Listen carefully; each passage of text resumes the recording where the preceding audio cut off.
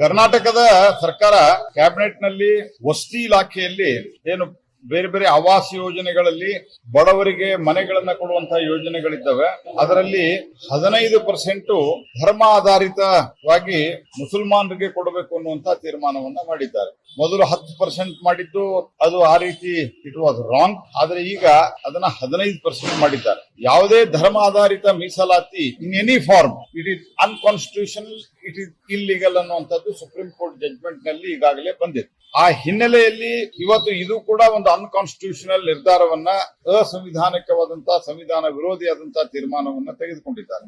ಕರ್ನಾಟಕ ಸರ್ಕಾರ ಮೊದಲು 4% ಕಾಂಟ್ರಾಕ್ಟ್ ದಲ್ಲಿ, ಬಹುಶಃ ಇಡೀ ದೇಶದಲ್ಲಿ ಎಲ್ಲೂ ಇಲ್ಲ, ಕಾಂಟ್ರಾಕ್ಟ್ ದಲ್ಲಿ 4% ಅವರಿಗೆ ರಿಸರ್ವೇಶನ್ ಇಡುವಂತಹ ಒಂದು ದುಸ್ಸಾಹಸವನ್ನ ಮಾಡಿದ್ರು.